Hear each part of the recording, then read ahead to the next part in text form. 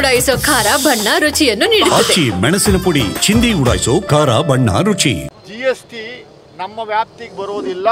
ಹಿಂದೆ ರಾಹುಲ್ ಗಾಂಧಿಯವರು ಪಾರ್ಲಿಮೆಂಟಲ್ಲೇ ಭಾಳ ಸ್ಪಷ್ಟವಾಗಿ ಹೇಳಿದ್ದಾರೆ, GST ತಂದು ಜನಸಾಮಾನ್ಯರ ಪಾಕೆಟನ್ನು ಪಿಕ್ ಪಾಕೆಟ್ ಮಾಡ್ತಾ ಇದ್ದೀರಿ ಅಂತ ಅವರು ಜೋರಾಗಿ ದೊಡ್ಡ ದನಿಯಲ್ಲಿ ಹೇಳಿದಾಗ ಜನಗಳು ಯಾರೂ ಕೇಳಿಸ್ಕೊಳ್ಳಲಿಲ್ಲ. ಗಬ್ಬರ್ ಸಿಂಗ್ ಟ್ಯಾಕ್ಸು, ಶೋಲೆ ಸಿನಿಮಾದಲ್ಲಿ ಗಬ್ಬರ್ ಸಿಂಗ್ ಅಬ್ಬರಿಸ್ತಾನಲ್ಲ, ಯಾವ ಟ್ಯಾಕ್ಸ್ ಬೇಕಾದ್ರೂ ಊರಿಗೆ ಕೊಳ್ಳೆ ಹೊಡೆದು ಗನ್ ಪಾಯಿಂಟಲ್ಲಿ ಒತ್ಕೊಂಡು ಹೋಗುವಂಥ ಕೆಲಸವನ್ನು ಮಾಡ್ತಿದ್ನಲ್ಲ ಗಬ್ಬರ್ ಸಿಂಗು. ಆ ಗಬ್ಬರ್ ಸಿಂಗನ್ನೇ ನೀವು GST ಅನ್ನುವಂಥದ್ದು ಗಬ್ಬರ್ ಸಿಂಗ್ ಟ್ಯಾಕ್ಸ್ ಅಂತ ಉಲ್ಲೇಖ ಮಾಡಿ ರಾಹುಲ್ ಗಾಂಧಿ ಅವರು ಹೇಳಿದ್ದು. ಅದು ನಿಜ ಆಗಿದೆ. ಈಗ ನಾವು ಹಿಂದೆ ಹೇಳ್ತಾ ಇದ್ವಿ, ಸ್ವಾಮಿ ಒಂದು ವಸ್ತುಗೆ ಒಂದು ಪದಾರ್ಥಕ್ಕೆ 5-6 ಬಾರಿ ಟ್ಯಾಕ್ಸ್ ಬೀಳ್ತಾ ಇದೆ, ಡೂಪ್ಲಿಕೇಶನ್ ಆಫ್ ಟ್ಯಾಕ್ಸ್, ಅದನ್ನೇ ಗಬ್ಬರ್ ಸಿಂಗ್ ಟ್ಯಾಕ್ಸ್ ಅಂತ ಕರಿತಾ ಇರೋದು. ಉದಾಹರಣೆ ಇಡ್ಲಿ ತಗೊಂಡ್ರೆ ನೀವು, ಇಡ್ಲಿ ಮನುಷ್ಯ ತಿನ್ನೋ ಅಷ್ಟೊತ್ತಿಗೆ ಅವನಿಗೆ 6-7 ಬಾರಿ ಟ್ಯಾಕ್ಸ್ ಬಿದ್ದಿರುತ್ತೆ. ಇಡ್ಲಿ ಏನಿದೆ ತಯಾರು ಮಾಡ್ತೀವಿ? ಅಕ್ಕಿ ಎಲ್ಲಿಂದ ಬರುತ್ತೆ?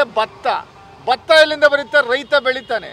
ರೈತ ಬೆಳಿಬೇಕಾದ್ರೆ ಅವನಿಗೆ ಪೊಟ್ಯಾಸಿಯಂ ಯೂರಿಯಾ ಕೊಡಬೇಕು, ಗೊಬ್ಬರ ಕೊಡಬೇಕು, ಔಷಧಿ ಕೊಡಬೇಕು, ಸಿಂಪಡಿಸ್ಬೇಕು, ಅದಕ್ಕೆ GST ಬಿದ್ದಿರುತ್ತೆ. ಅದು ಕಟಾವಾದ ಮೇಲೆ ಅವನು ಮಾರುವಂಥ ಸಂದರ್ಭದಲ್ಲಿ GST ಹಾಕ್ತಾರೆ. ಮಾರಿ ಆದಮೇಲೆ ತಿರ್ಗಿ ಅಕ್ಕಿ ತಯಾರಿ ಮಾಡುವ ಸಂದರ್ಭದಲ್ಲಿ GST ಹಾಕ್ತಾರೆ. ಅಕ್ಕಿನ ಗ್ರಾಹಕರಿಗೆ ಮಾರುವಾಗ GST ಹಾಕ್ತಾರೆ. ಗ್ರಾಹಕ ಅದನ್ನು ತಗೊಂಡೋಗಿ ರುಬ್ಬುವಾಗ ಅದು ಹಿಟ್ಟಿಗೆ GST ಹಾಕ್ತಾರೆ. ಅದನ್ನು ತಗೊಂಬಂದು ಇಡ್ಲಿ ಮಾಡುವಾಗ GST ಹಾಕ್ತಾರೆ. ಇಡ್ಲಿ ಮನುಷ್ಯ ಖರೀದಿ ಮಾಡಿ ತಿನ್ನುವಾಗ GST ಬರುತ್ತೆ. ಸೊ ಅದು 5-6-7 ಬಾರಿ ಟ್ಯಾಕ್ಸಸ್ನ ಒಂದು ವಸ್ತು ಮೇಲೆ ಆಗ್ತಾ ಇರುವಂಥದ್ದು ನಾವು ಕಾಣ್ತಾ ಇದ್ದೀವಿ. GST ಎಷ್ಟರ ಮಟ್ಟಿಗೆ ನಿಮ್ಮನ್ನು ತಿಂತಾ ಇದೆ, ನಿಮ್ಮನ್ನು ಕೊಲ್ಲುತ್ತಾ ಇದೆ ಎನ್ನುವಂಥದ್ದಕ್ಕೆ ಇದು ಒಂದು ಸ್ಪಷ್ಟ ಉದಾಹರಣೆ. ನಿರ್ಮಲಾ ಸೀತಾರಾಮನ್ ಅವರಿಗೆ, ನರೇಂದ್ರ ಮೋದಿ ಅವರಿಗೆ, BJP ಸರ್ಕಾರದವ್ರಿಗೆ ಏನಾದರೂ ಮಾನ ಮರ್ಯಾದೆ ಇದ್ದರೆ ಇದ್ರ ಬಗ್ಗೆ ದಯಮಾಡಿ ಸ್ಪಷ್ಟೀಕರಣ ಕೊಡುವಂಥ ಕೆಲಸವನ್ನು ಮಾಡಿ. ಸಣ್ಣ ವ್ಯಾಪಾರಿಗಳಿಗೆ ಯಾವ ಕಾರಣಕ್ಕೂ ತೊಂದರೆ ಕೊಡುವಂಥ ಕೆಲಸವನ್ನು ಮಾಡೋಕ್ಕೆ ಹೋಗಬೇಡಿ. ನಿನ್ನೆ ಜಾಯಿಂಟ್ ಕಮಿಷನರು ಟ್ಯಾಕ್ಸ್ ಡಿಪಾರ್ಟ್ಮೆಂಟ್ನವರು ಬೆಂಗಳೂರಲ್ಲಿ ಕೆಲವರು ವರ್ತಕರನ್ನೆಲ್ಲ ಕರೆದು ಒಂದು ಸಭೆ ಮಾಡಿ ಒಂದು ಕ್ಲಾರಿಫಿಕೇಷನ್ ಕೊಟ್ಟಿದ್ದಾರೆ. ಮೀನಾ ಪಂಡಿತ್ ಅಂತ. ಅರೆ ಮೀನಾ ಪಂಡಿತ್ ಅವರೇ, ನೀವು IRS ಆಫೀಸರ್ ಇದ್ದೀರಿ, ಕೇಂದ್ರ ಸರ್ಕಾರದ ನೌಕರರು, ನೀವು ಕರೆಕ್ಟಾಗಿ ಜನರಿಗೆ ಸರಿಯಾದ ರೀತಿ ಮಾಹಿತಿಯನ್ನು ಕೊಡಿ.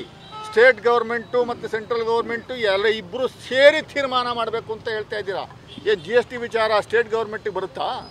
ನಮ್ಮ ಮಾತನ್ನು ನೀವು GST ಅವ್ರು ಕೇಳಿಸ್ಕೊತಾ ಇದ್ದೀರಾ? GST ಕೌನ್ಸಿಲಲ್ಲಿ ನಿಮ್ಮ ಫೈನಾನ್ಸ್ ಮಿನಿಸ್ಟರು ನಮ್ಮ ಮಾತನ್ನು ಕೇಳಿಸುವಂಥ ಕೆಲಸಗಳನ್ನ ಮಾಡ್ತಾ ಇದ್ದೀರಾ? ಸುಳ್ಳು ಯಾಕೆ ಹೇಳ್ತಾ ಇದ್ದೀರಿ? ಮಿಸ್ಲೀಡ್ ಮಾಡುವಂಥ ಕೆಲಸವನ್ನು ಯಾಕೆ ಮಾಡ್ತಾ ಇದ್ದೀರಿ? ನಾನು ನಮ್ಮ ರಾಜ್ಯದ ವರ್ತಕರಿಗೆ ಮನವಿ ಮಾಡ್ಕೋತಾ ಇದ್ದೀನಿ, ದಯಮಾಡಿ ನೀವು ಅಷ್ಟೇ ಜನಗಳಿಗೆ ಮಿಸ್ಲೀಡ್ ಮಾಡುವಂಥ ಕೆಲಸವನ್ನು ಮಾಡಬೇಡಿ.